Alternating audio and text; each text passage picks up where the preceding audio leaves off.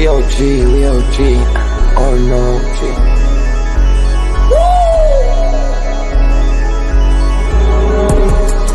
You're not bullish enough, yeah. Oh no, you're not bullish enough. You ain't got D or no. I get stoned by the bolo. Bitcoin set to overload, yeah. Experts on reload, yeah. You're not bullish enough, yeah. Oh no, you're not bullish enough. You ain't got D or no. I get stoned by the bolo. Bitcoin set to overload. Experts on reload. Mempool getting hot. Everybody wanna rock, ayy. Runes is coming, everybody on a knot, ayy. It's a nuisance, Ordinal Revolution, ayy. Ordinal Revolution. Yo, it's my guy for real, bro. Run stuff. Got French right now. Yo, BRC 420, bro. Yeah.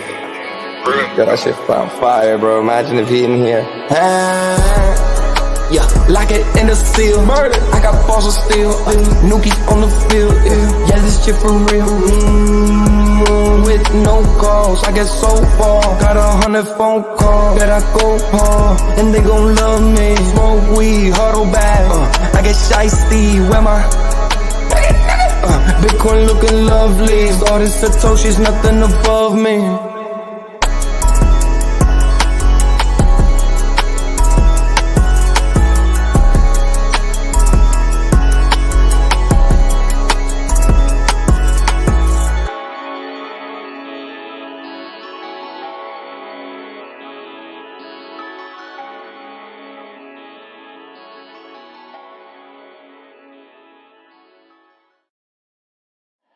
Bitcoin's alive, what you gon' do? Mempool fees are high. Ordinal. Where does it stop? Nobody knows. It's a revolution, ayy. Bitcoin is the one, no substitution, ayy. With shit in your Gobi, it's Ordinal Revolution. Welcome back to Ordinal Revolution. My name is Shizzy. On this channel, we cover the entire Bitcoin Ordinal ecosystems. What's up, guys? We have an amazing show for you guys today. We are live for another Ordinal hour, and what a day we had yesterday. Absolutely explosive. Bitcoin back over 70K. I've been telling you guys for a long time now, you are not bullish enough. The next 450 days to 500 days, maybe even 600 days is going to be absolutely insane. We are going to have mass explosions over the entire market, and it's going to be amazing. It's going to show you why we dealt with such a crappy bear market, why we dealt with Operation Chokehold, why we dealt with Gary the Gun and his band of crypto crazies like Elizabeth Warren. I said before, we used to have the DeFi discussions, and one of the things in DeFi discussions I always say is, first they ignore you, right, and then they fight you, and then you win. And they fought us, and we won. I think we officially won with this Ethereum ETF that's about to go through. It just kind of shows you that this entire crypto hemisphere has won. We have beat the old people. Yesterday, JP Morgan, Jamie Dimon, pretty much announced that he's retiring. We beat him. We beat everyone who gets in front of us. You cannot stop crypto. You cannot stop Bitcoin, and you definitely cannot stop ordinals. And this is just the right place at the right time. That's where we are right now. This is where it all happens. This is where it all begins, and it gets exciting. So just get excited. We're going to deal with some downwards, but it's going to be up for the momentum of the next for the monumental explosion. I'm about to say we're up only, guys. But let me bring in my partner here, as always, Mr. Iago B. What's up, buddy? What is up? Except for Bitcoin. Bitcoin was up, right? Bitcoin's been up only for 24 hours. Yeah. I mean, a little bit of a pullback, but we were talking yesterday on our show saying, I mentioned 70,000 for me was that price point to where I feel like the Bitcoin ecosystem can start to try to start the engines again. I do think it takes some time after you hit those targets and stuff. And you were talking about, finishing May very, very strong. And it seems like both of those, predictions seem to be in play. Yeah, I still think we'll be at all-time highs by the end of this month. I think for that next dot on Plan B's chart will be the first red one, and it will be a lot higher than the previous one for sure. Yeah.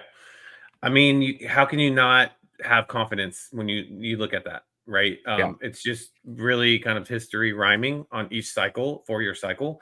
And that's the one of the biggest blessings that I feel so blessed about doing a show, being in the market every single day, is you really learn like how the cycles work, right?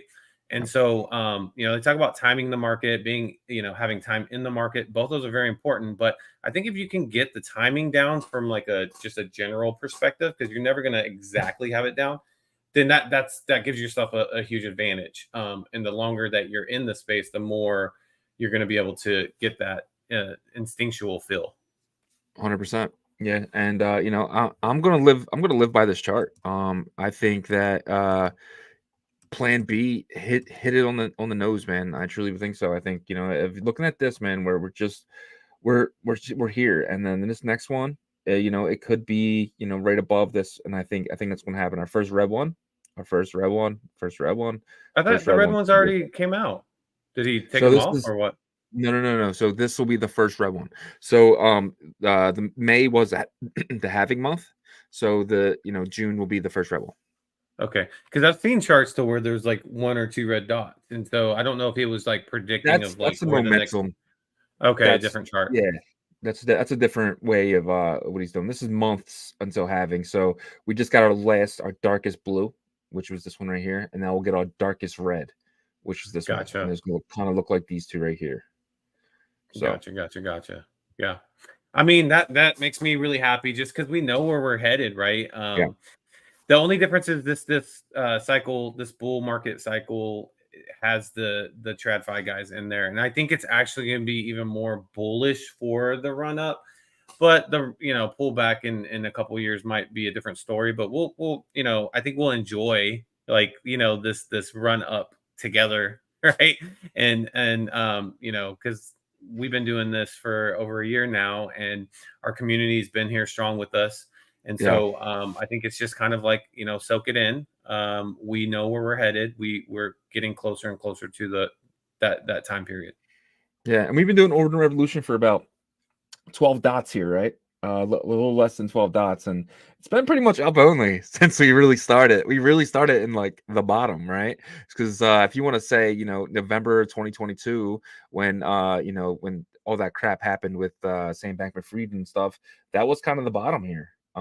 So I think the last like 12 dots here, we've been Ordinal Revolution. Ordinals hasn't really seen. I mean, Ordinals wasn't born until 3 months after the bottom. Yeah. So it's one of those things We haven't where even seen the explosion yet, and nope, obviously we haven't seen the pullback because that's not going to happen for a while. But yeah, you're right. Our journey's been really great, although it was tough just trucking through like the mud of yeah, last late spring, summer, and then we got to see some glorious months in the fall, heading into the winter and early this year. So we get a little bit of a taste. yeah, And if you guys have been in the space, with us as long as us, or maybe even longer, then what that taste, what it feels like, what it tastes like. And so, once we really get that big pull up in this space, that it's going to be glorious, as yeah. Will Ferrell will say. And you got to remember too, what pumped the hardest last cycle was DeFi, and what pumped before the cycle really got started was DeFi. And I think that with the Ordinals is that DeFi of this cycle, and I think Ordinals pumped before everything else, and it's going to pump the hardest through this entire sector.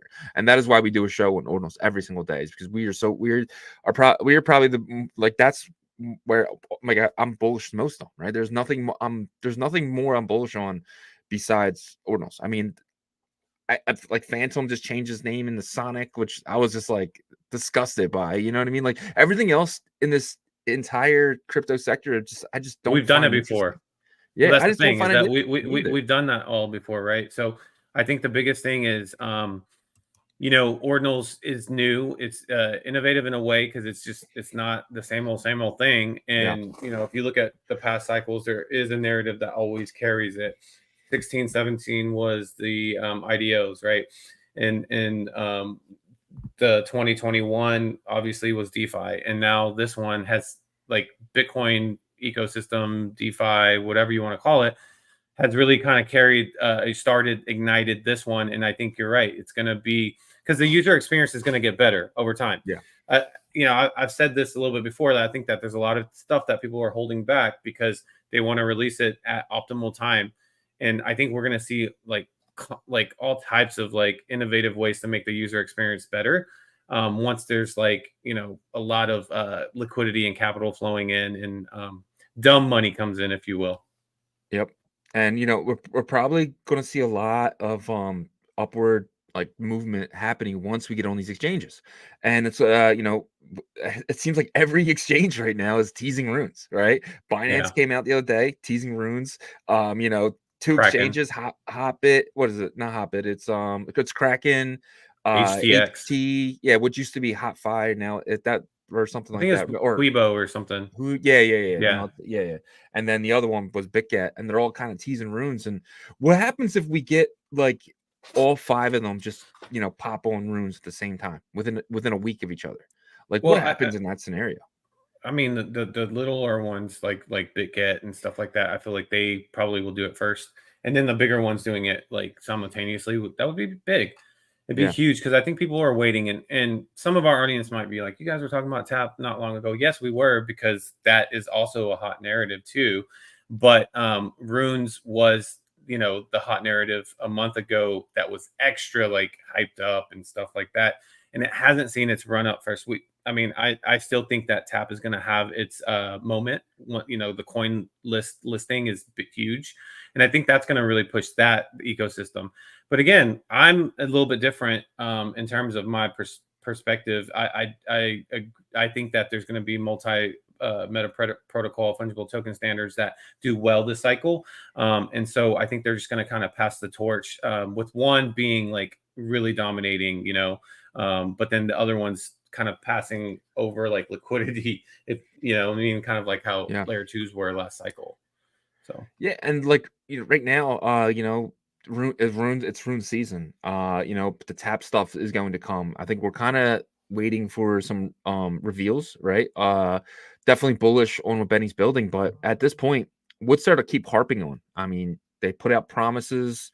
They put out this new thing. What was it called?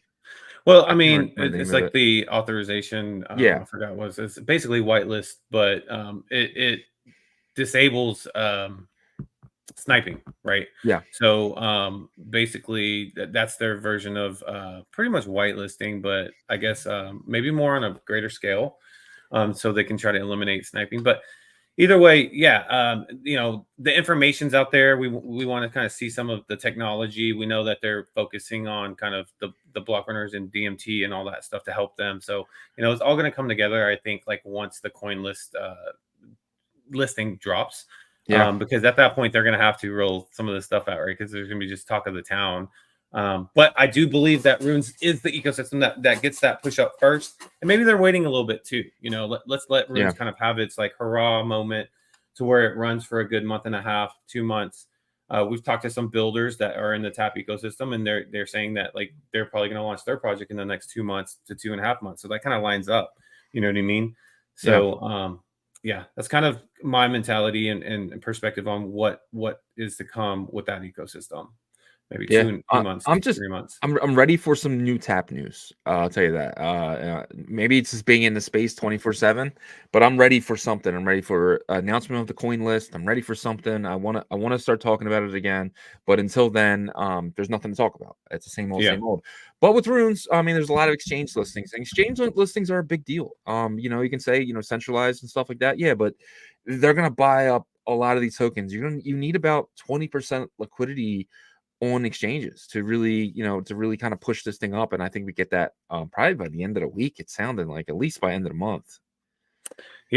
I definitely expect there to be a major runes token to be listed on a large exchange here in the next month.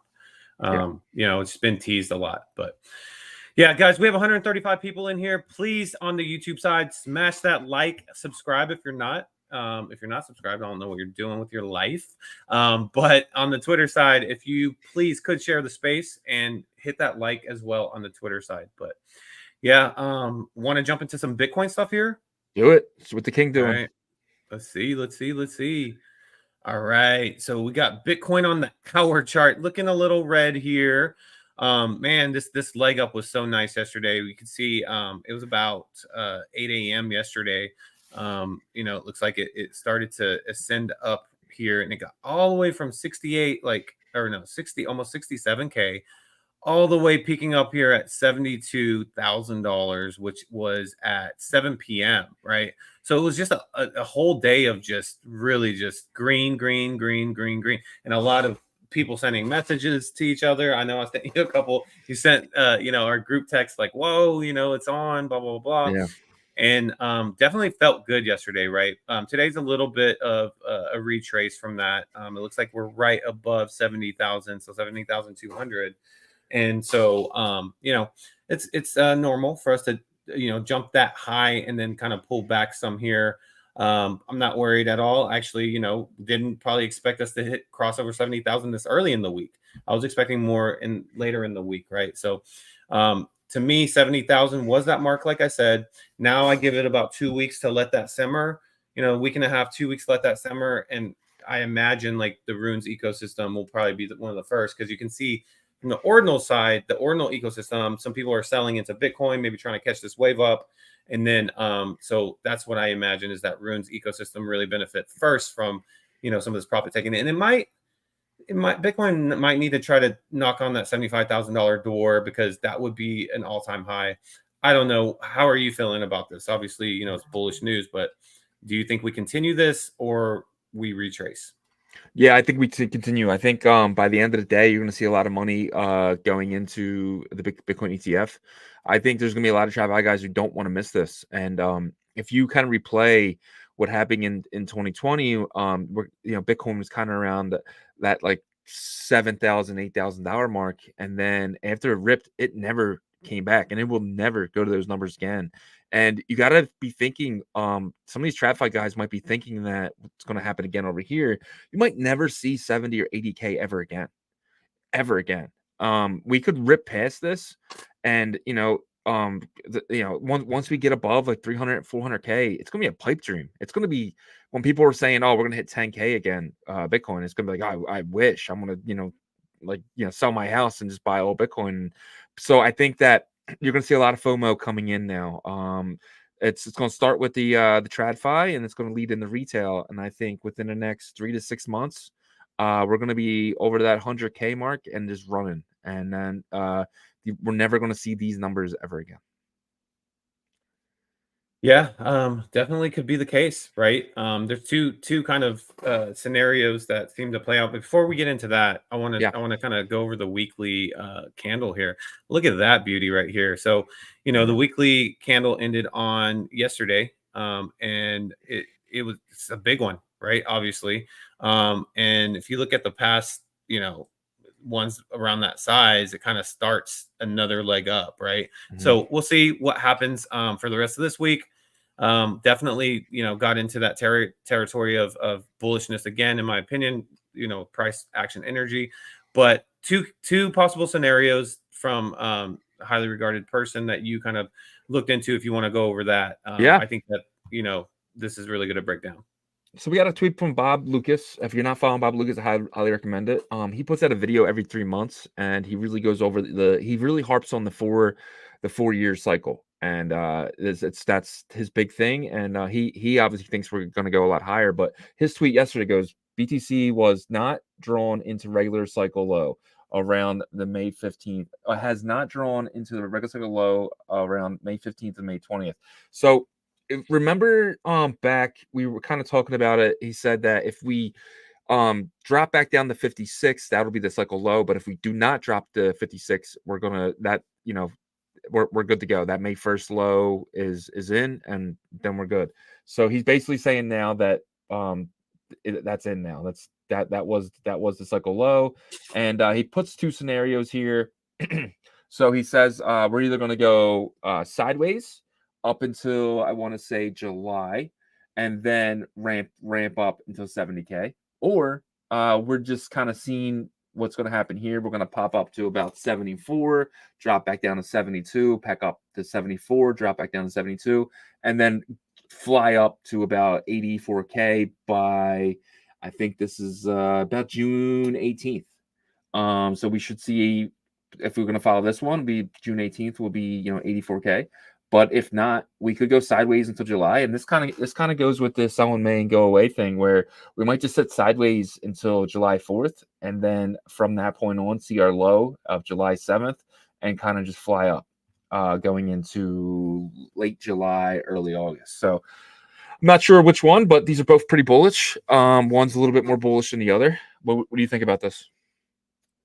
Yeah, I mean, I like it a lot. In terms of that first one, right? Because you kind of blast off to that $84,000 mark. Do you think this is kind of like that left one, or the first one right there plays into the left translated, and the right one plays into the super cycle? Because the super cycle is going to be extended out, take a little bit longer, to really get blast off. The left translated is more like, okay, we blast off now, but it doesn't last as long. That's Bob Lucas is the one that's behind those, right? Yeah. So the left translated cycle would be like a 9-month cycle instead of the normal 15-month, and the super cycle would be like a 24-month cycle instead of the normal 15-month. So, I don't think this is really, these two scenarios have anything to do with the left translated cycle. I just think this is just too short term for that. If we do hit a left translated cycle, it'll be November top off. But in order to get there, you're right. We would have to do something like the Blues doing, right? So we're not just going to go sideways until November and say, 80K was the cycle high. That's not going to happen. It's never happened before. It's not going to happen this time. And that doesn't even rhyme with the normal. It would be like a 1.12 like cycle, and I think the last one was like a 3x from the previous cycle high, and we'd just be barely hitting the cycle high of last cycle. So I don't think so. I think both of these could be either or, and if we are going left translated, we're gonna have to start moving soon. Yeah. So yeah, I think you're right. Yeah, I mean, in those cases, also like the left translated cycle doesn't have to play out exactly like how he says, right? It could be a little bit further extended, it could be a little bit shorter, whatever, right? But like, yeah. So I think that's kind of, maybe, in my opinion, I think that's why you kind of put these two scenarios out. I would hate the one on the right, the red, just because we would chop back and forth all the way until July, which would be not great for the space and not great for the show, but we would still come to work every day and do our, entertain people. But like, at the end of the day, the energy that has happened the past couple of days surprised Bob Lucas. You could tell, like he was just like, oh wow, didn't expect this. If it gets above, 65.5, then May 1st will be, our low for the cycle. And so now that, it's kind of surprised them, I'm more in the camp as well that first scenario will probably play out. But we will have to see, right? Because we're not fortune tellers here. Yep. And on this one, he says this is Bitcoin for this chart, and this was he wanted to be a cycle low, but it doesn't look like we're going to hit this box at all. So that's what he was kind of expecting there, which makes me kind of think that, like, he was kind of hoping for a pullback, and he even talked about it in his last post. He said, he was going to buy. He wanted to buy, and Bob Lucas does not buy in the bull market. He usually buys in the bear. So for him to say, I'm going to buy it if you hit 52, that's rare. That's rare. And guys, if you guys should definitely check out his YouTube channel. It's Bob Lucas. It's Lucas is Loukas. He puts out, like I said, one video, about 4 videos a year. His next one should be happening soon, actually. So look out for that one. But he's been correct on every front because he just believes in the 4-year cycle. So yeah, I like our strategy, kind of using his data as well as plan Bs, and I feel like that's going to lead us to success here. Yeah, two really smart guys that love to chart and kind of use their models. So they both believe in the 4-year cycle, though. That's the key. That's the key similarity in both of them, and I think we both do, feel the same way. Yep, 100%. We have 170 people in here, guys. Put your questions in the chat. I'm going through those and starring them and highlighting them. So if you want your question answered, please put those in the chat, and we will get to those into the Ordinal After Hour. But let's get into the infamous roll call. A little bit late in the show to get into it, but always got to cover it. So let's go ahead and. What did we do for 24 minutes? Awesome, man. Oh yeah, okay. So we got We got Mr. Yazir, number one. Yes, Congratulations to sir. you. You have won the day. Is it Yasher or Yazir? Am I saying it right or you're saying it right? I mean, I think we're both right. Let us know. Let us know, Yazir. But you're always here. We appreciate you. In that second place spot, we got Todor in the building. Todor, super fan. What is up, dude? We were actually just talking about you pre-show. We're gonna talk about your project a little later, so stay tuned. TKO, welcome to the show, my friend. No is No. always here. Chief Axel, Danny boy, man. He says, I'm here, got rained out. Go Wolves. So him and Yagobi are going to be fighting this month because of the Mavs and It's going to be fun. It's going to be fun. Game 1 tomorrow. We got Chain Watcher. Welcome to the show, my friend. Dong Woon Kim. Ninth is ninth. I mean, you're 100% right about that. 70K and Pray by Sixes in the building. Then we got Bitmap Gallery, Coach Cats, Cache Cats, Ooh. I Walk Alone. Then we got Mr. Planet Profit. Welcome to the show. DGen Italian Channel. Tim Baker, AODR. Welcome to the show, my friend. Then we have Sago in the building. Icha Toshi. Elijah guy. Welcome to the show, Elijah. Then we have, I can almost forget Patty Poo, my friend. Welcome to the show, Patty Poo. And then we have Sogol again, and then BJJ Zach. Welcome to the show. Your first time here. I think we got Crypto Noob, BitRens, Saying, and then we have Green Man. And if I miss any, I don't think I did. All right. But that's your roll call. Nice. We appreciate everyone who makes the roll call every single day, man. We appreciate you guys 100%. And let's get this thing going. All right, let's do it. Do it. Nice roll call. All right. So first topic here is the Ethereum ETF could be approved within the next 48 hours. Obviously, it's a Bitcoin channel, but this does affect the overall markets. And how would this impact Bitcoin? So there's two scenarios. I see money coming out of the Bitcoin ETF and entering the Ethereum ETF. It's kind of more leveraged play on the Bitcoin ETF, right?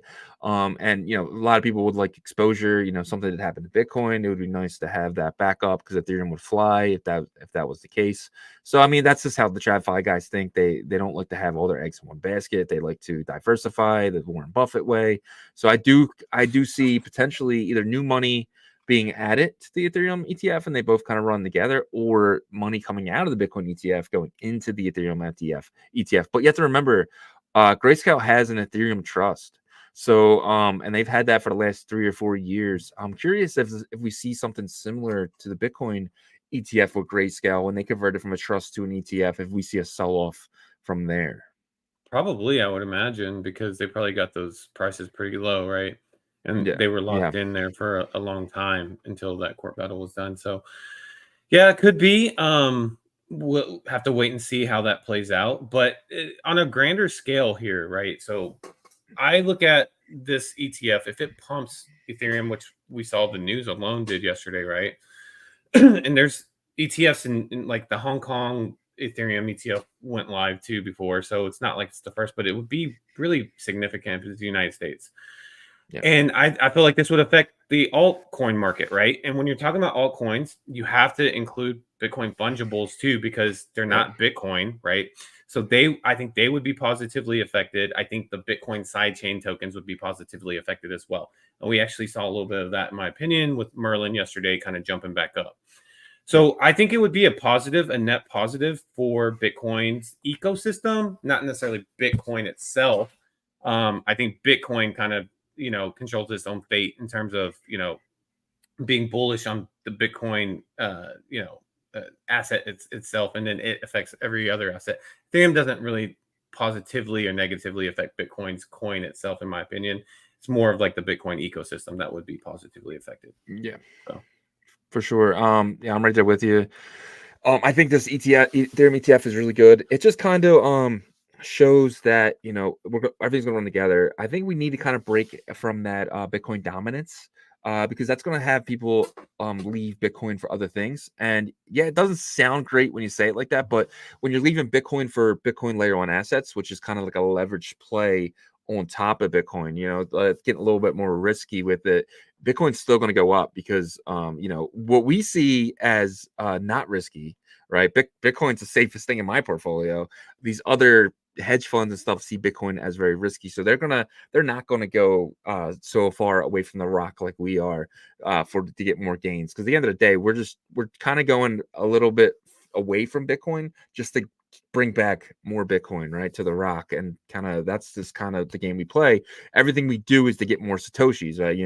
I'm buying R6 Genesis Rune to, at the end of the day, sell that eventually for more Bitcoin. And I think that's the game we play here. And they see it as they're just trying to get more dollars. So they're buying Bitcoin so they can get the end of the cycle to get more dollars. But they're going to see eventually their dollars are going to fail. And holding that Bitcoin was the smartest thing that they ever did. Yeah, I also think that people that know the space well knows that actually Bitcoin is the safest asset. I think like even those TradFi guys, like they know that they're not dumb, right? And so I think this will be kind of like a liquidity flowing into another ecosystem back to Bitcoin. That's how I see it. But because Ethereum has such a vast network of layer 2s and all these other dApps and stuff like that, there's probably going to be a lot of like opportunities. And then eventually, the profit could flow back into ordinals and runes and track ecosystem and all this stuff. So I think there could be like a cohesive relationship here. In the end, I think it's a win for the crypto space. If you're about, being able to manage your own wealth and assets, then it's a win, because this is a sign that the strongholds of certain regulatory entities are starting to lose control, right? And they're starting to realize that, hey, look, we've lost a lot of cases. It seems like it's not going in our way. We got to pivot to save face. And also, maybe the White House is also getting advice and saying, Elizabeth Warren's anti-crypto army is not helping their cause at all.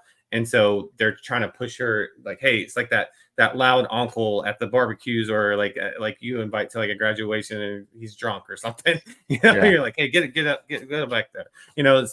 That could be kind of the case with what's going on with the administration right now. So yeah, it's kind of like, to your point there, it's kind of like, when you're younger and that uncle's talking to you, you're like, oh wow, like he's really smart. But then you get older and you're like, this guy, he's just out of his freaking mind. And that's kind of what Elizabeth Warren is, right? When you're younger, you're like, oh wow, she's trying to like help the country. But then you kind of look at it, she's like, no, she's only in it to get her own money out of this. She's only doing what her donors tell her to do. They're all puppets at the end of the day, and they're just listening to their dollar. I mean, she's on private jets, right? She's flying around the country with her family in private jets, and there's a reason why she has that. There's a reason why every senator is a multimillionaire. It's not because they're making their money from this. It's because their donors are donating them money pretty much for making decisions that affect them. And now those same donors are like, you know what? We can make money with this. There's an ETF now. Elizabeth, like, you can calm down now. And that's why I think Gary's very much, putting his gun away at this point and letting this Ethereum ETF kind of go. Yeah. Well, I mean, there's also posts about like the SEC, like not being able to like have any authority over crypto at all anymore. They're talking about reassigning that to like an advisor to the White House or something. Yeah. Not Elizabeth Warren, obviously, but like some other person, because they feel like there's just too much negative publicity for that. So really bullish for the entire space, in my opinion. All right, we're gonna move on to the next thing, but last final perspective: bullish or not bullish for Bitcoin? Very bullish. Yeah, for the entire ecosystem, I think it's bullish. Okay, same here. All right, next topic here, guys. Put your questions in the chat. I don't see too many questions. Put them in there so we can get those. I'm starring all of them so we can have them ready for you guys. Smart. All right. Good call. Binance puts out a post. What are Bitcoin runes? Bitcoin runes are a protocol that enables the creation of fungible tokens on Bitcoin's blockchain. We've talked about this, that they're putting out posts and stuff. Yeah. But what's your take on this? Just basically, this is coming from the Binance account. Like, so previously the Rune stuff was coming from Binance Web3, and that type of stuff there, but that's no longer happening. Now it's coming from the official Binance account, the account that all the just the normal people who just use the exchanges are seeing for the first time ever. So a lot of this is probably getting clicked on and be like, what is runes? And eventually they're going to play that as a leveraged Bitcoin play, because if Bitcoin goes up, I don't know, 100%, these are going to go up 1,000%, and that's going to enable a lot of people to play with these runes. Once Rune coin is listed, once Dog Go to the Moon is listed, I think that's when we see these billion-dollar market caps of these fungibles. Yeah, and they're No, also excited about it too. I think too because it is a UTXO based token and it's very easy to transfer into their centralized exchange wallet and all that stuff. So they're just kind of like, okay, when it's time, we're going to flip the switch, right? And then they're probably noticing stuff like this. Rune's mints accounted for 83.1% of all Bitcoin transactions in the past 24 hours. So in their mind, they're like, okay, this is like the popular mint like standard right now. This is building up, that's the 83%, the other 17% might be some tap mixed in with some BRC20, mixed in with some, other standards or whatever, ARC20, but like 83% is a lot whenever you're talking about total mints. And that is including ordinals and everything. So 100%. Yeah. And then on top of that, I mean, you have Dog, it broke into the top 200 coin market cap, right? So it's just like one thing after another. Like it's something is happening here, and it's happening very rapidly. So it's just like, Rune's count of 83%. Dog breaks into the two top 200. Binance comes out and puts out a post on their main account talking about Runes. Something is happening, and it's about to explode. I think right now it's just like, the volcano is bubbling, and eventually it's gonna erupt. Yeah. And like we know, like you and I know, and people that have been in the space like leading up to runes and stuff, that a lot of the market cap is kind of due to the prunes and stuff, pre-runes. But like the public doesn't know that. And Binance team probably doesn't care. They just care about the number. And at the end of the day, that's what matters. Because when you report that they have a $300 million market cap, then that like makes people's eyes open up, Yeah. So I think all this information, I think you're right. You hit the nail on the head. All this information is like boiling up. We had that super hype phase for runes, and it kind of was like, ugh, for the space. And then some of the people that try to come over and dabble. But then now it's like a natural, more like boiling up of anticipation versus before months of boiling up anticipation that was like, okay, it's coming. Now it's like we don't know when it's coming. They're going to announce it one day, and then people are going to be bullish. Yeah, I think it's going to be the same thing that happened to Ordi. One day Ordi was just listed on Binance, and the next day Ordi was $90 per Ordi, right? So, and I think it was like a 30% jump after that news happened within the like 3 or 4 days after that. So, and I think you're going to see the same thing here. I think if Dog gets listed or RuneCoin gets listed, I think they hit $1 billion market cap week, maybe 2 weeks after. And I think that in order for that to happen, we're going to need to see Bitcoin really start to move here. Yeah, I agree. And there's other ecosystems too with runes, that are trying to support runes. You have a lot of side chains and stuff like that, which this goes into our next topic here. Guys, keep putting your questions in the chat there for the Ordinals After Hour. But yeah, so Unicross, which is a bridging / marketplace / mint launchpad on Merlin chain, announced that you can bridge your runes back to Bitcoin if you'd like. So that bridge is open. So if you have Dog Go to the Moon, you can initiate that bridge back to Bitcoin layer 1 if you'd like, and then you can bridge to Merlin as well. So that bridge is open. How big of news is this? This is huge. This is what everyone's waiting for, and it's just so funny. People are like, I want to bridge in, and all these people are like, I can't wait to bridge out my dog. I can't wait to bridge out my Lobo, and I'm just like, I can't wait for the bridge goes the opposite way. I want to bring my coins to Merlin. I want to lock them up in liquidity pools. I want to do some staking on different things. I'm hoping to take out a loan on some RSIC over on Avalon or something. You know what I mean? Like I want to do DeFi things with my layer 1 assets that I've been accumulating. So I'm actually hoping the other side opens up very soon, where I can push my RSIC, my decentralized, and my other stuff, even Mr. Yen over there and potentially earn with it, right? So I want Mr. Yen go earn me some money. He's a worker, man. So up until Father's Day, I'm gonna sell it on Father's Day. But up until that point, Mr. Yen is he needs to start working. He wants to work. He wants to earn me some more money. He's a hard worker. He's a hard worker, man. He wants to lock up in a liquidity pool and really start earning. But yeah, but anyway, like, so this is huge because now the people that are crying about can't get their dog out, or so what this is going to do as well is going to bring the prices up for both of them, which is going to create more of a more of a stable Arbitrage. environment. Yeah, Oh, okay. arbitrage environment too. But the arbitrage is going to kind of make everything stable, right? If you can, so to say you had money on Merlin and you had money over here, now you're going to be able to play that arbitrage to keep everything stable. That's what arbitrage does. Arbitrage keeps everything in line where you can sell on one side and buy on the other, or sell on the other side and buy on this side to kind of keep that prices up, and you can make a nice percentage on that at very low cost to kind of make some money. That's what market makers are for, right? So it's one of those things where this is really good now that is open. The people who want to get out of there can get out, and I'm hoping within the next couple of days people like me who want to get in there can get in. Yeah, and also I don't think people have thought about this too much. Merlin is the only sidechain that really, has this diverse of like this big of a diversity of Bitcoin layer 1 assets, right? You're talking about bitmaps, you're talking about ordinals, you're talking about fungible tokens. And yes, they went through that whole situation. We don't have to revisit that. But what they are doing now, and they're doing it in quiet, and I love that. It's like when you make like lasagna, it bakes in the oven and it moves in silence. I always think about that Lil Wayne line. But anyways, yeah, you know what I mean? Like, you're doing stuff in silence. And I feel like that's when the best building happens. And I think one day people are going to like wake up and say, holy crap, like we can trade all these assets on Merlin now. And people from the EVM side are going to be like, I can trade this with my MetaMask now.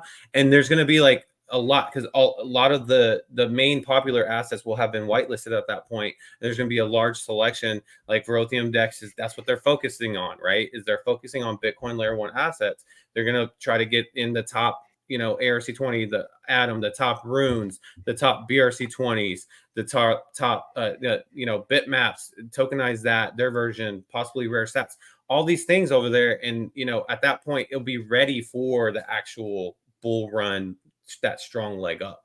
And I think 100%. That the people that stuck with Merlin and all that stuff will benefit from that, because they'll have been paying attention.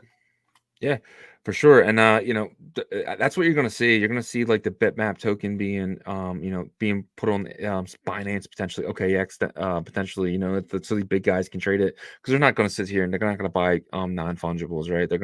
They like fungibles, and they just want to get a taste. They're not into the whole metaverse thing, but they potentially believe in this ecosystem, and that just they just want to have a portion of that in a portfolio. And Merlin's gonna have all that stuff. They're gonna have a lot more stuff that you can do over there, and I'm excited for it. I love Bitcoin layer 1 assets, and I love DeFi, so it's like the best of both worlds for me. Yeah, 100%. And then you have people that like weren't necessarily like super bullish during the whole staking and the seal part about Merlin, saying, hey, Merlin's actually retraced like enough at this point to where it might be like an entry point, you know what I mean? And so, you can kind of look at that and see like how the token is doing with its, the health of the price action and all that stuff. Obviously, the second release of the token allocation happened, and it didn't pull back nearly as much. I know we're still early in that, but so that's kind of how I see, also Unicross being integrated into like the bridge type of situation between Bitcoin and Merlin. So I think people are going to be using Unicross a lot. Yeah, exactly. I didn't realize how big Unicross was going to be. It's going to be it's going to do everything that Merlin doesn't have to do anymore. Because I was wondering that back when Merlin first came out, I was like, how are they going to do all this? Are they going to just use the same Merlin lock? But no, they actually created this other protocol that's going to do everything for them. And Jeff can kind of, just let Mr. J do his thing, and he can kind of make sure the chain is stable, which we love. For sure, for sure. All right, guys. We got about 15 minutes before the Ordinal After Hour, so continue to put your questions in here. We got a little over 100 or 200 people in here, so thank you guys for hanging out with us on Tuesday. Let's dive into some of these markets, because Yeah. Bitcoin jumping up kind of shook the markets a little bit. I noticed an increase in my Runes portfolio yesterday. Did you? Oh yeah, big time. Our sig was up 30% on the day, so that was sweet. I was loving that. Well, you want to show yours or?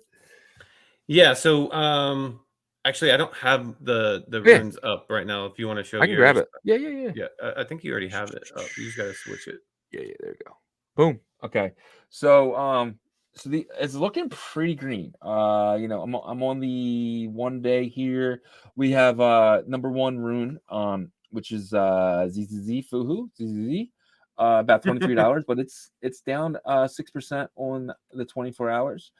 Dog Go to the Moon up 3%. I think this is wrong though. I don't know how accurate these things are, because I think this is up a lot Why more. why do you think they're wrong? Because it's a 300 market cap, and yesterday I think it was like a $220 million market cap.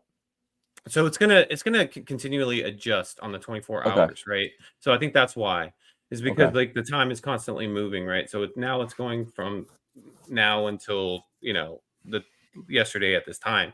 So it's gonna constantly change that percentage. So at that this time yesterday it was probably a little bit higher than we initially thought. But I mean, No, because RC was definitely around 11 sats yesterday, and now it's up to about 13.5. during the That's way show, more than 9%. Yeah, for sure. So got it. I don't know how accurate this is, but here, but what does continue and pretend that it is. But Dog Go to the Moon is up 3%. RSIC up 9%, sitting at 13.55. Pups World Peace is at 259 sats, up 29%. And we have the Runix token up 70%. That's huge. $41 million market cap there. Which one is that? Isn't that like the they have their own chain or something? Yeah, they have their own chain, but like most of the supply is still with the team. It's very little supply on the market, so I think that's why it is like runnings here so high. It's kind of like with Fuhu. Fuhu's not a $2 billion market cap. That's just kind of 99% of this is locked away, right? So yeah. This one was very disappointing to me. Decentralized actually went down. Yesterday they were at like 2.7, 2.8, and today they're at 2.6. They got all the way down to about 2.5 today, and it kind of bounced back. But here, this one. Why do you think that is? I don't know. But it's kind of one of those things where it's like not everything can run together. I just think that a lot of money's going into RSIC and Dog, and eventually they're going to look for more undervalued projects and kind of this one. But I am very bullish on decentralized. I'm very bullish on the cyberkongs, and I'm thinking a lot of the supply could get burned up.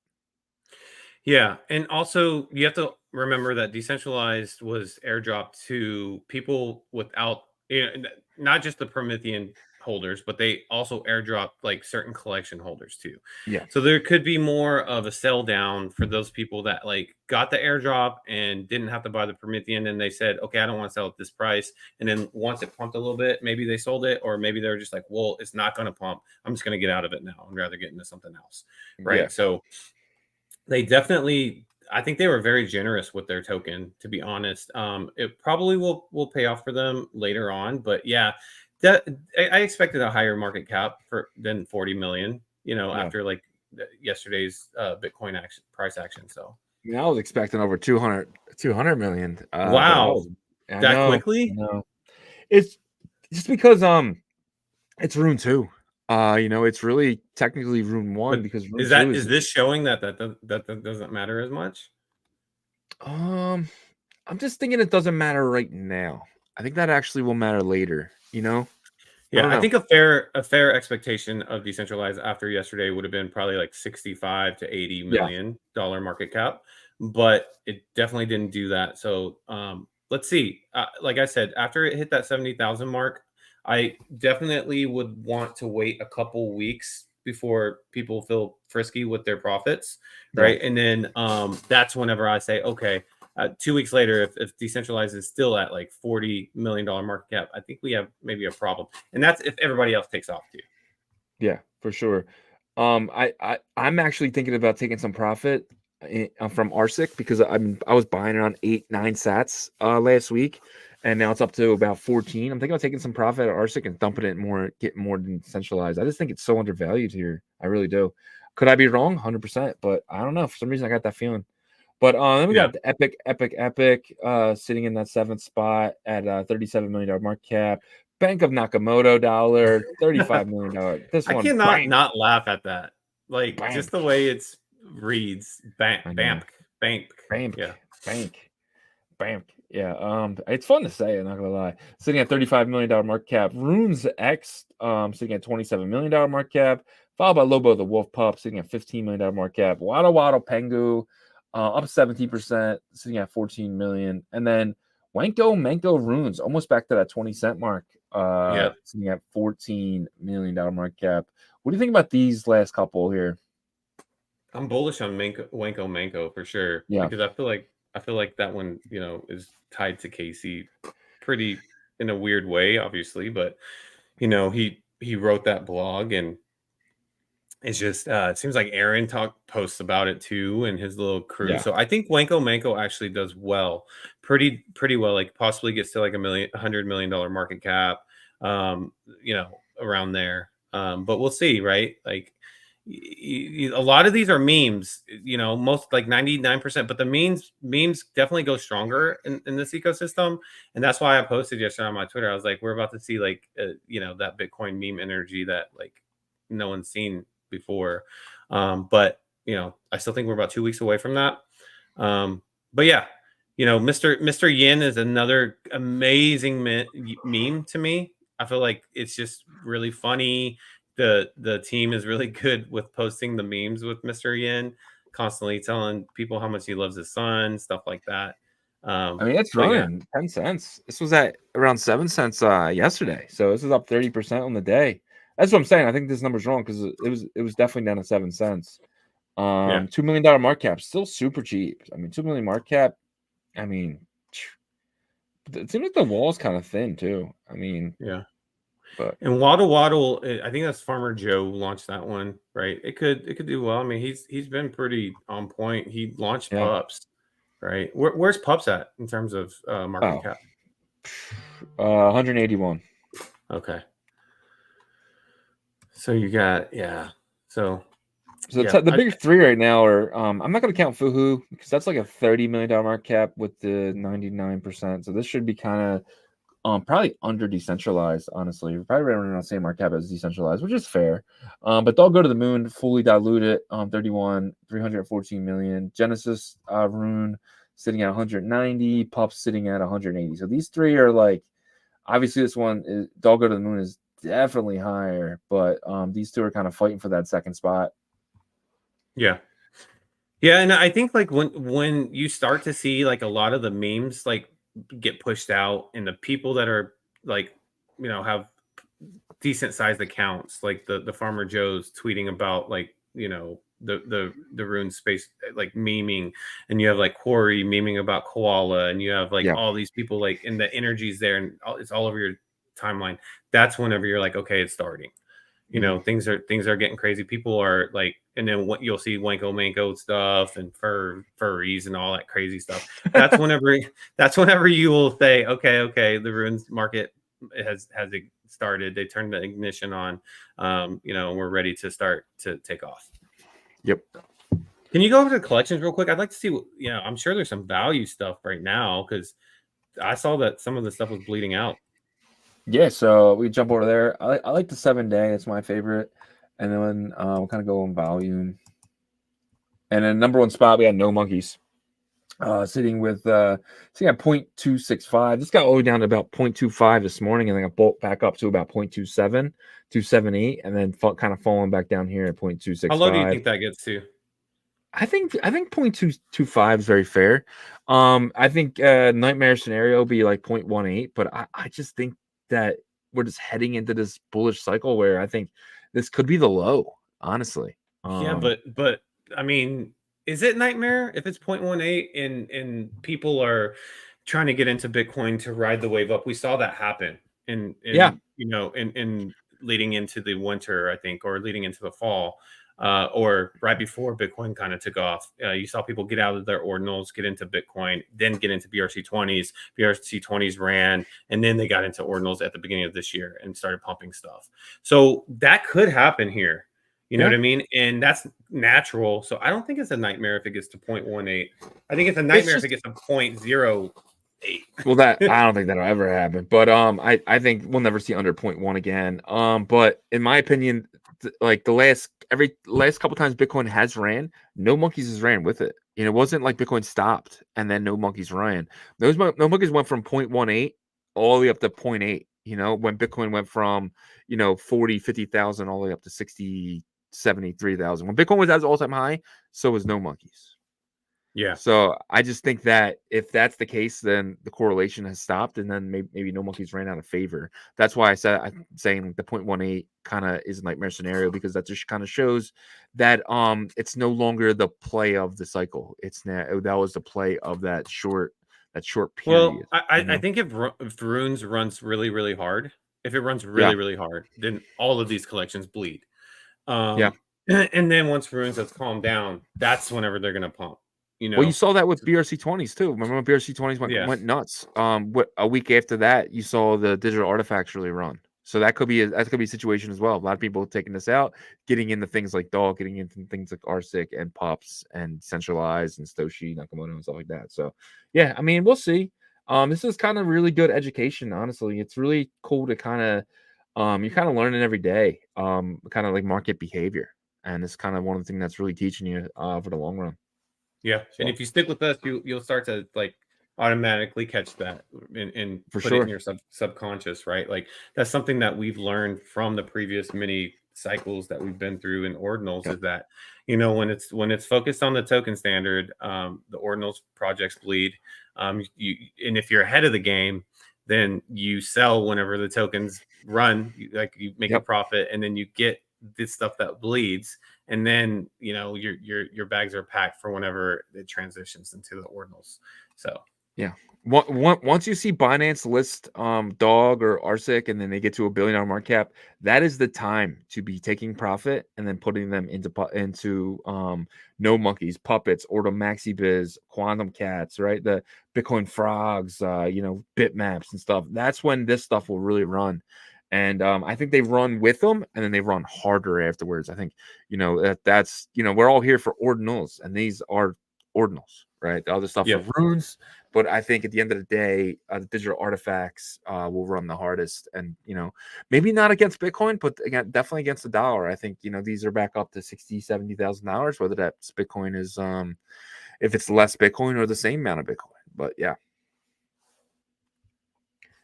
And we got Bitcoin Puppets in the second spot, sitting at 0.163. These have been getting beat up pretty badly. Ordinal MaxiBiz, same thing, 0.348. Quantum Cat sitting at 0.303. They have this Magic Internet Money fungible token coming soon. So I think that is why this is holding up pretty well. But it is down, I want to say about 20% on the week. Blob is doing really well, sitting at 0.04. And then Bitcoin Frogs doing a lot better than they were yesterday. Yesterday got down about 0.05. Today they're up to almost 0.06, sitting at 0.058 with about 8 Bitcoin in volume over the 7-day, which is pretty good. Then you got the Meta Protocol, RSIC, and then Bitmaps kind of sitting there at 0.0012. Their high was 0.0016 for this week. Yeah, and I think that's really it. Natcats are, doing kind of staying pretty steady. Inc. Sitting at 0.009. Pizza Ninja is sitting at 0.11, and then the Wizard sitting at 0.086. So Wizards are 0.08? 0.08. Remember they got up to almost 0.3. Wow. Yep. That's interesting. Can you click on them real quick? Yeah. What's their inscription number? I forgot. I think it's like 200,000, 300,000. No. 70. So obviously that one's going to be super expensive. Yeah. 70 to 142,000. Yeah. So it's looking like most of these on the floor are about 140. I mean, they're right around where No Monkeys were. No Monkeys, I mean, they're 40,000 different, but still, I mean, it's not, You're still really early inscriptions here, and there's a lot. It's not just like there's a couple. I mean, to get back to point one, you need about 15 of these to get sold up. Yeah, I mean, So. that's why, like, I feel like whenever these were priced at that 0.08 a while ago, I was kind of like, these are undervalued. But you know, because there's such a part of like Bitcoin's history, or sorry, the Ordinal's history. You know, Bitcoin's convention last year in Miami, like you had Udi and Eric showing up in these wizard costumes, and you know, and so I think that like this price to me is crazy. I'd rather own this than a Quantum Cat. You know, like maybe not for the short term, but like for the long haul, like a collectible. To me, this is more of a collectible than the Quantum Cat. Unless they get OpCat approved, then I think there'll be like correlation there. But well, I'm pretty sure they're adding to this collection now. That's the reason why I'm not so bullish on it. There's more Bitcoin wizards that are coming. Yeah. So I don't know what's going to happen if they're going to be a different Bitcoin wizard or they're going to be added to this collection. But I know there is some type of wizard that is coming from that team. But that is your digital artifact update there, and looks like we're about at the hour mark. Well, I want to cover one thing real quick. We're going to spend about five minutes on this. We're going to do something, and it's not going to be every day, but you know, community builder spotlight. Superfan and his project Bitcoin Heroes. We were judges actually in the Lambda hackathon. I want to say maybe a month ago, 3 weeks ago, around there, and he won, you know, an award in that competition, right? And so I wanted to highlight this because this is really, really cool. And if you go to at superfan.fan, you can follow him on Twitter, but he had an announcement. It says, announcement, we're launching our creator tool this week. Play with traits for free. Inscriptions go down next week. So I guess you can inscribe using their tool next week, but the tool itself is really, really cool. And if you go here, you can see the way that they have this set up in their code is your inscription can transition to different states using AI. I believe that's what it is. And it says right here, what does episodic ordinals mean? Technically speaking, your inscription is the command controlling the way the high fidelity image is generated a la recursion. There is a storyline here that unfolds over multiple episodes like a TV show. We can pull levers on the back end, which react with your inscriptions. Your superhero or supervillain team can change visually. Some can die. The rendering on the back end are completely driven by your inscription as a command set. So, you know, I do believe they're also using like a DMT type of approach, using data points and using recursion. So all of the really fascinating and fun, like, you know, innovative approaches to, you know, the Ordinals protocol is being used here, guys. So really, really cool. We recommend you guys checking out, you know, the project. I'm going to dive into the tool myself because I'd like to nerd out and stuff like that. But just wanted to highlight Superfan. And any thoughts from you on that? Yeah, go check him out, guys. He kind of gave us a nice tutorial of how everything works and everything, which was really fascinating and really awesome. You know, it's awesome to see small builders really doing their thing, right? He doesn't have a big team at all. It's just you know, a guy, and he's just really pushing. Doing hackathons and signing up for that type of stuff. It's really cool. And you know, and when we saw him, you know, during that hackathon and stuff, he was really, really good at explaining himself really well. And that's type of builders and stuff in the sector that that we really like, the guys who can really get kind of, this is my point, this is what's going to happen, and this is what I'm hoping for. And he did all those things, and it was really, really, really, really awesome to see. And I definitely want to do more hackathons because that was fun. Yeah, for sure. 100% fun experience there. All right, guys, we have made it to the Ordinal After Hour about 3 minutes after, but we're going to jump into your questions. Continue to drop your questions in the chat. It was a little slower day today, but that's fine. We show up to work regardless, just like you guys show up to the show. 230 people in here. But we're going to start off with our guy. Yes, sure. He says, hey, guys, are we turning into future millionaires? I think you are, because you're here every day and you're absorbing as much knowledge and education as possible. And I know that you're one of Shizzy's favorites because he talks about you all the time after the show. One. Man, that's funny. But what a way to start it off, right, with Yashir. And then we have No here. He says, high market cap coins launch on Bitcoin results in venture Comes from capitalists Binance. Binance, results in VCs dumping and unhappy bag holders. Will Dog's large valuation be a positive or a negative for holders after Binance listing? It's a good Well, point. there's no VCs, and the VCs who bought secondary. They didn't buy. There was no pre-sale. Same thing with RSIC. Obviously, the team held a lot of that, but I think that's looking like the team is actually using that to put their token on the exchanges, right? Because RSIC is the only token on any of the big four exchanges.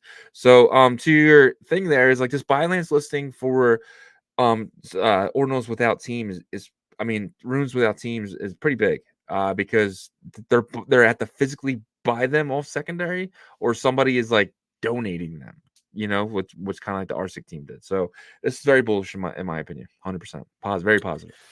Yeah, the only VC approach to this would be and I think it would just be more like a fund management type of thing. If someone went in and bought a ton, expecting like an automatic $1 billion market cap, and if they bought like a large volume at like 250 million and expecting like a 4x, right?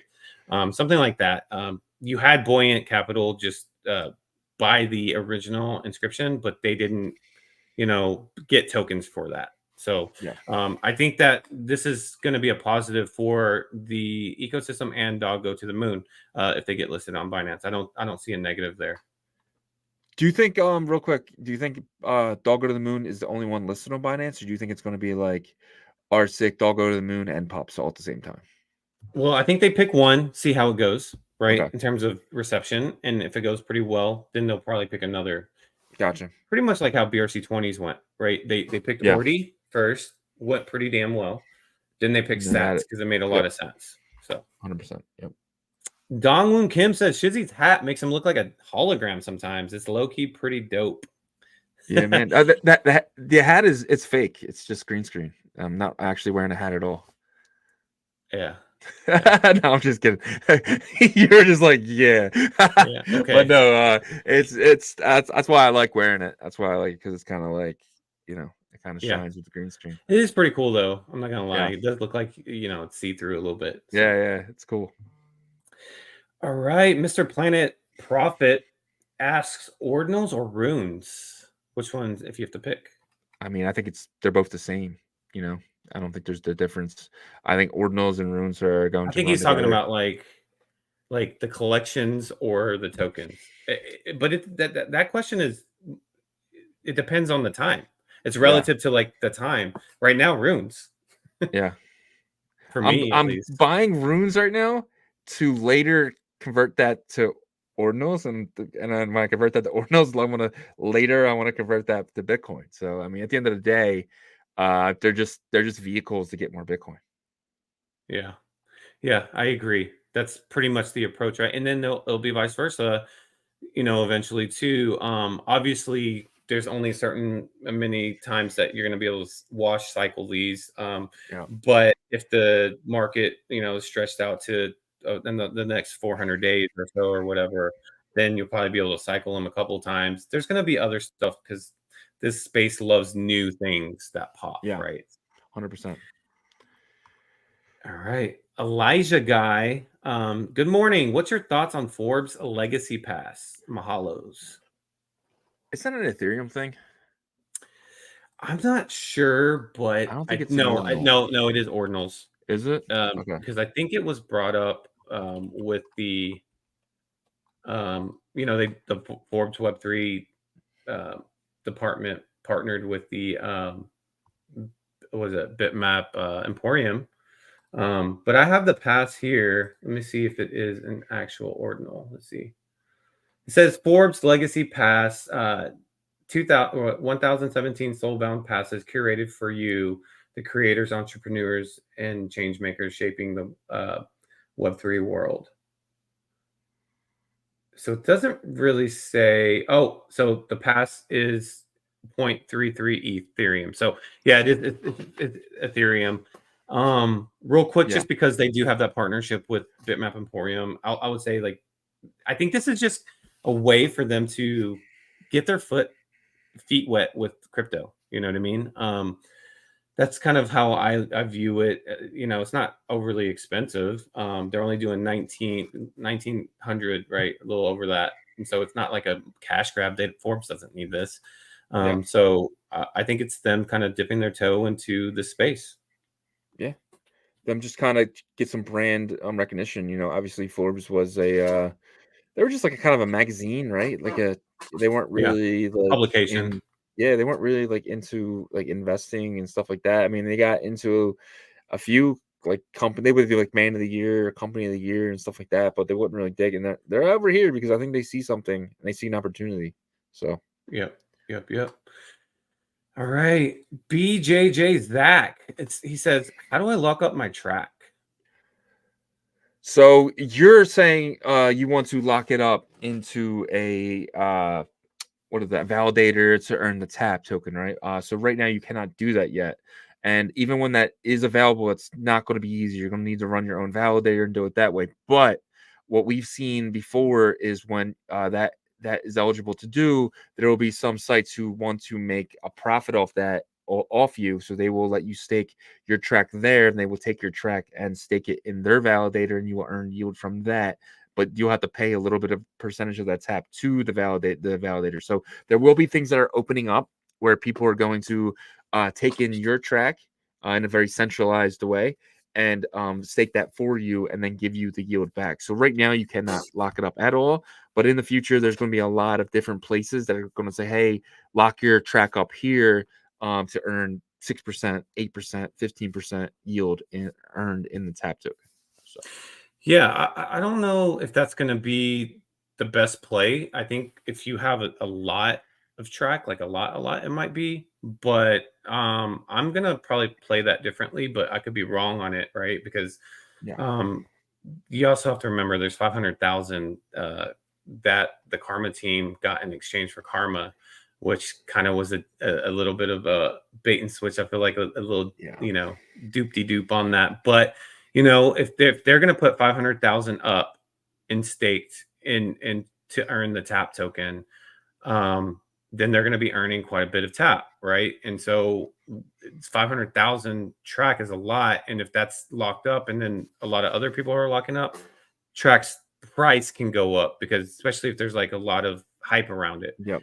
That's whenever I'm looking to probably, sell my track. But we'll see. It doesn't always work out that way. Logically, a lot of times you're like, okay, if this gets staked, then the price go up. Yeah. No, not all the time. You said sell track, bro. The Benny boys are gonna come after you. They're gonna come for you, bro. I didn't say sell it now. Everybody's here to kind of take advantage of some opportunities, right? So I think that's 100%. Just another one there. Hold on. Where was I? Okay, I got it. All right. Opa Lala says, if the Ethereum ETF approved, will runes remain dead until this narrative fades? In ordinals, we got more ETH people than Solana ones, and if ETH gets its narrative, it will make a lot of us spend our liquidity there. So basically, do you know what they're asking? Yeah, so he's basically saying that like he thinks a lot of the liquidity is going to go from Bitcoin into ETH projects, stuff like that, and I just think that all the ETH stuff is just old. The only reason ETH stuff goes up is just centralized exchange buying. Like I was looking the other day on let's just say something like Phantom, and there's the chain is not being used, but the token is up 40% on the week. And the same thing is happening to a lot of these DeFi projects. Their TVL is staying the same, but they're going up because of the Ethereum ETF. And I don't think Bitcoin is going to go onto a centralized exchange, sell that for something like, I don't know, the Convex or something, or Aave. I don't see that happening. I think that people are here because they realize that,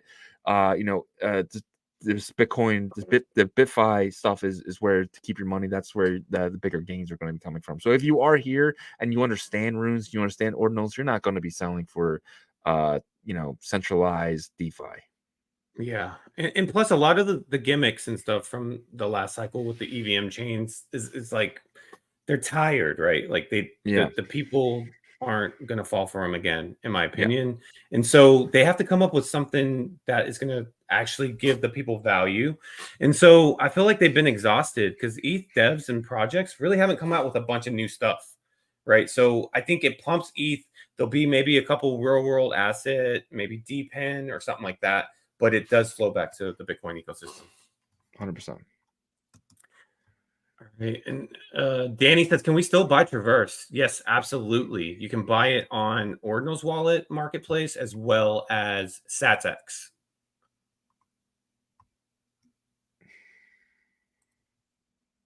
And then Opa Lala says, what's your opinion on Merlin now that ETH got hyped? The second unlock over? What do you think? So this is pretty funny. So me and Jacoby took longs yesterday on Surf.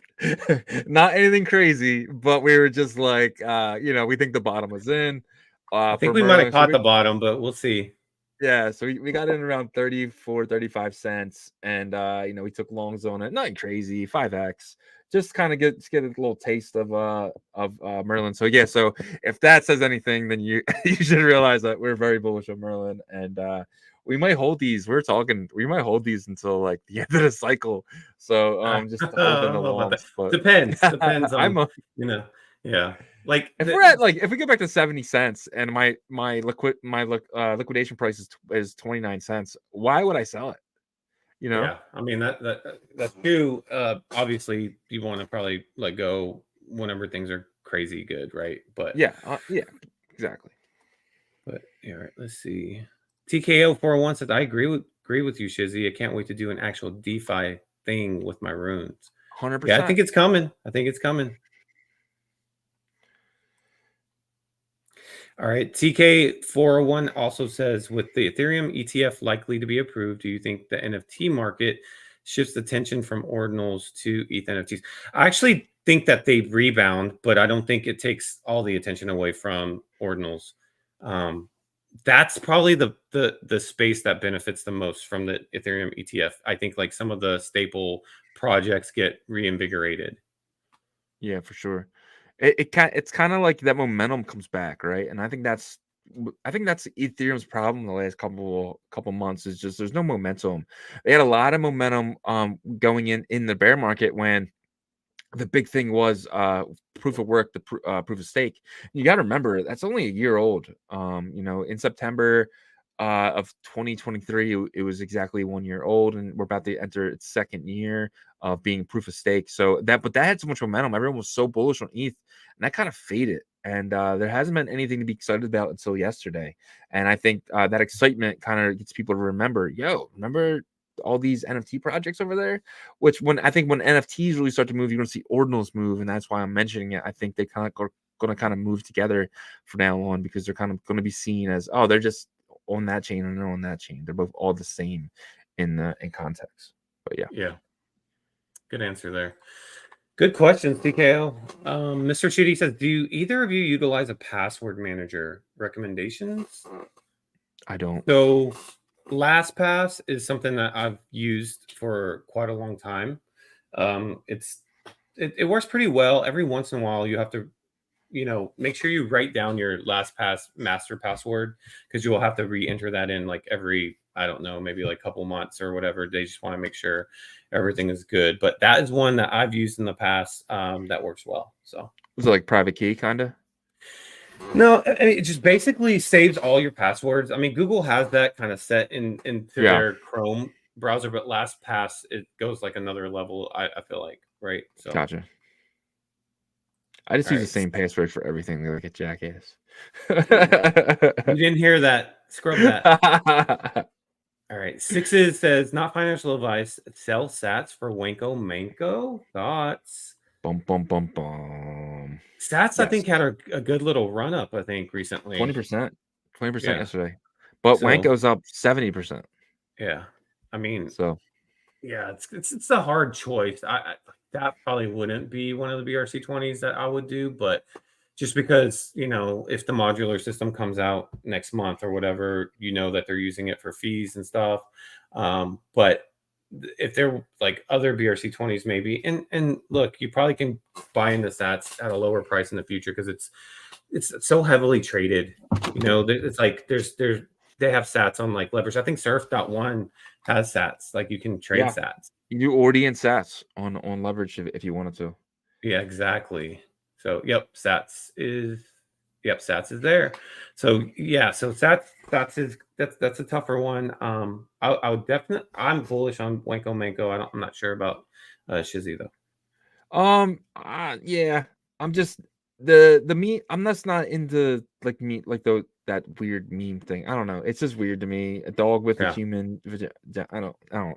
It's just I don't know. It's just weird. But I mean, I hope it goes up. I hope for the community. The community seems to be very strong. But for me, it's just weird. Yeah. Danny Boy says, so Knox, I guess, he's Yeah. talking about Knox, said, I should sell my frog to buy a blob in so many That's what he said. words. Thoughts? I'm considering it, but on the fence. Yago B, I'm sure you'll say hell no is what he said. I wouldn't be mad at someone for doing that because I think it's, Blob has been consistent. They have a lot of backing, I feel like. There's obviously capital backing it, but there's VCs in there, believe me, or Yeah, some for sort of sure. investment management fund Well, team. Knox's point was because you're going to get the epic airdrop.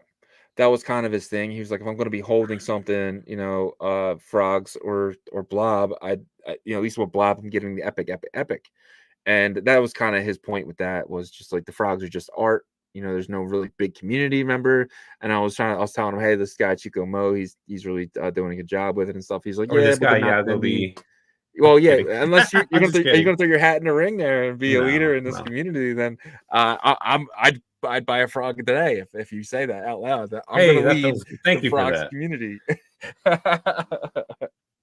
Running his for point frog was president. the Jake isn't really there no more. Tendy is probably never going to touch it again. He was just saying how like the leaders are gone, and Frogtoshi just isn't that. He's not that ZK and that Udi. So Yeah. Well, I don't think CryptoPunks really had like a leader, but they had celebrities that were like, picking them up. So that was obviously different. Who knows? Like they become leaders then, right? Like Eminem, Justin Bieber, many others. That's big names, and that just kind of. But now they like distance themselves from all NFTs. I think those ones big time. Well, Eminem just did a Crypto.com commercial. Did you see that? Oh, I think it's brand new. That, It's brand new. Yeah. Yep. All right, good question, Danny. KDN, any good tips on getting more points on Liquidium? Yeah, so I've been actually looking into this. So the more it's all about your points are all about your volume. So when I put my Node Monkey up, because I put one of my Node Monkeys up just to kind of get points, and it's kind of a hedge too in a way, because I bought the Node Monkey for about that one for about 0.29, and then I took out a loan against it for 0.28 something, and so I can pay that back or I can not. Right, so it's kind of hedged that way, but at the same time, that's $17,000 in volume that I've earned already. So you get half of that points when you take out the loan, and then the other half of those points when you pay back the loan.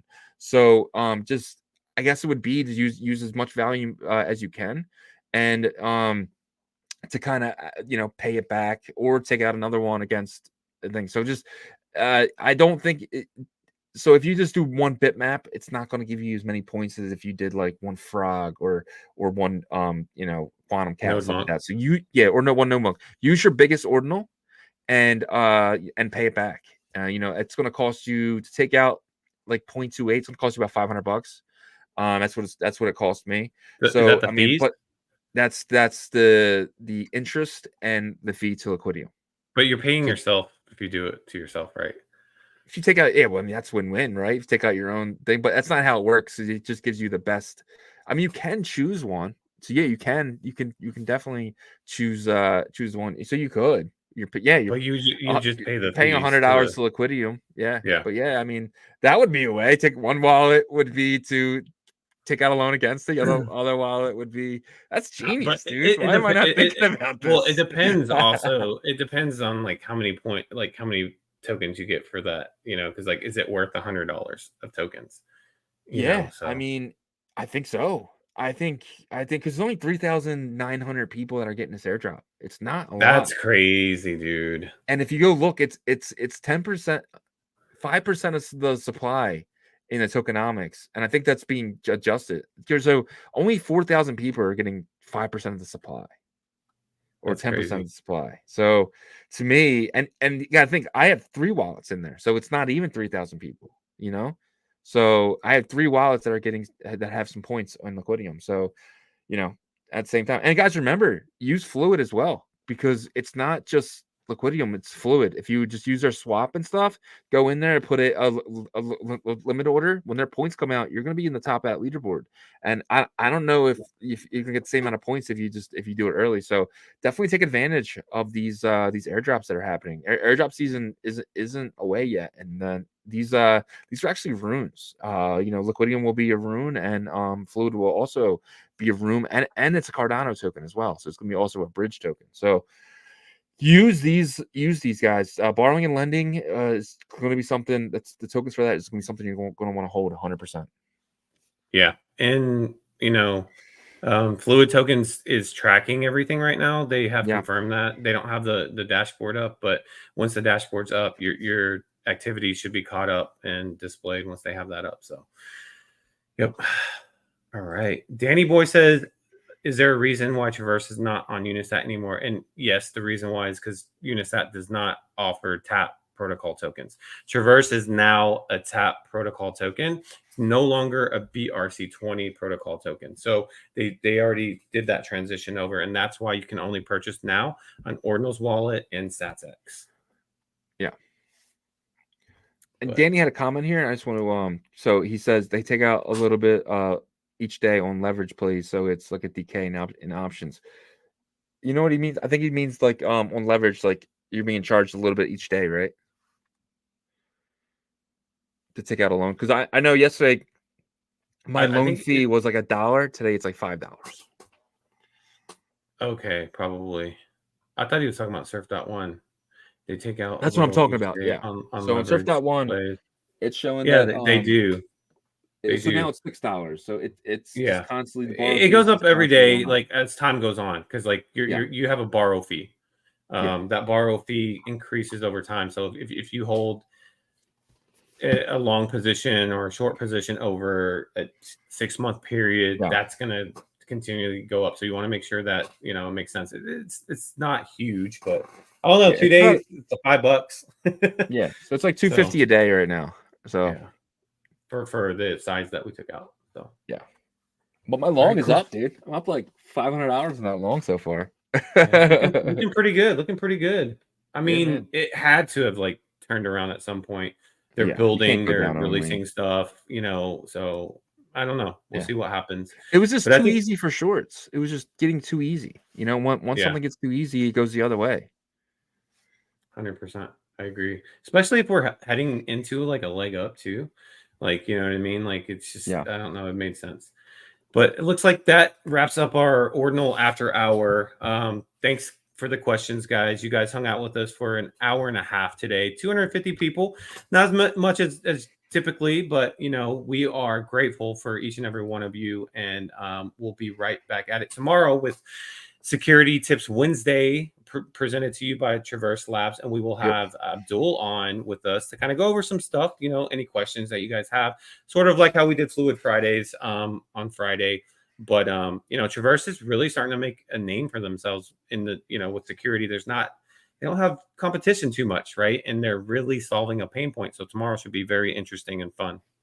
Yeah, and you don't have to go buy a hardware wallet with them. You can just kind of do everything on the website. Have your Google thing. One thing I will say, if you do have a Traverse wallet, to grab another device and copy your Google Authenticator stuff to that, because if you do lose your Google Authenticator, let's just say you have it on your phone and you leave your phone on a bus, it gets you never see that phone again. You would kind of lose that Google Authenticator, which is really bad for your stuff. But I think what I've done is, and I did it on my laptop, and I did it on my wife's phone. So I have my Google. So you can just go to your Google Authenticator. You only need the Traverse stuff. You just kind of go in and you copy all your Google Authenticators right to my wife's phone and then right to my my iPad. So Yeah. I have it on 2 different devices. So just do that, guys. If you do have a Google Authenticator, even if I use it with my MEXC account, all my other accounts as well, my Coinbase, so now I have that backed up on not only my wife's phone, but on my iPad as well. Yeah, and that's just kind of like good maintenance in general for a Google Authenticator. I used to have to use one for my corporate job before I went full time here, and I remember I lost my phone. I didn't have a backup, and I had to reset everything. And so I was like, okay, I'm going to back this up, and I had it on 2 devices after that. So it's just kind of a natural like maintenance thing there. But yeah, guys, take a look at our sponsors. You can see them in the top right. We appreciate them, and we appreciate if you guys give them a glance. Fluid Tokens, of course, Protheum Dex on Merlin Chain, and then Traverse Labs in the TAP ecosystem. We appreciate them, and we appreciate you guys as well. And we have their links in the show notes. I have them in all the show notes going forward. So if you ever need to get to them, instead of just typing them in yourself, which you might mess up and put like a .com or a .org, just go to the show notes, click on them from there. It's the safest place to click on them. Definitely check out Fluids. They potentially have an airdrop. And if you have an OG pass, which I know a lot of you guys do, because a lot of you guys are OG with us, and our first 150 subs got a free one. Definitely check out Traverse. Put your pass in there. You're going to get that airdrop. You only have 19 days left to do that.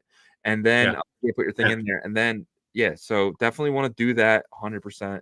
So, Yep. And check out ordinalrevolution.com. You can see it there. We posted a new article today, just comparing market cycles from 2016, 17 to this year. And you can get a discount on the Bitcoin conference if you click on the banner there in the top right, or click on the Bitcoin Conference 2024 link in the menu, either one. And if you pay in Bitcoin, you get 21% off. So get a good hefty discount there. I think that wraps everything up, man. Yeah, and check out our store. We added some new stuff here. We're going to be adding some more stuff as well. It was funny, as soon as you popped the logos on, that's when Lo sent me the ones that he was working on. So I was just like, oh man, but we're gonna add some of those as well. But we do have some really cool ones. We have this cool panda, we got this this puppet, and check out this hoodie. This thing is dope, guys. Look at this thing. This is really cool. Big fan of that. We have it in white, and then we also have it in black as well. So this is fire. Yeah, that's a sweatshirt. It's a sweatshirt, but yeah, that's fire. Have our little logo there as well. So guys, if you are going to Bitcoin Nashville, guys, make sure you're wearing some Ordinals gear. If it's not us, from someone else, but make sure that we're showing the maxis that we're here, and we ain't going nowhere. So in the words of the great P. Diddy. No, not so great. Not so great. Kidding. We do not endorse him at all. Okay. That ends the show. We appreciate all y'all hanging with us this whole time. Please YouTube, please don't take us down. But thank you guys. We appreciate you guys, and we'll see you tomorrow, 11 a.m. Eastern, 10 a.m. Central, 7 a.m. Pacific. And I found out it's 4 p.m. in Europe. So definitely check us out. We appreciate you guys, and we'll see you tomorrow. Peace.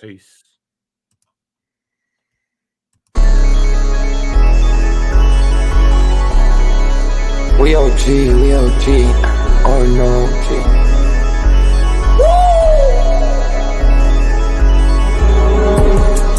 You're not bullish enough, oh no, you're not bullish enough.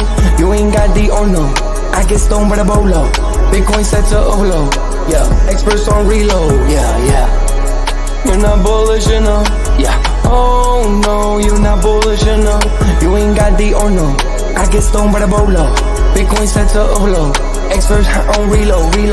Mempool getting hot, everybody wanna rock, Runes is coming, everybody on a knot, It's a nuisance, Ordinal Revolution, Ordinal Revolution. Yo, it's my guy for real, bro. Got friends right now. Yo, BRC 420, bro. Yo, that shit on fire, bro. Imagine if he in here. Like it in the seal. Murder. I got balls of steel. Nookies on the field. This shit for real.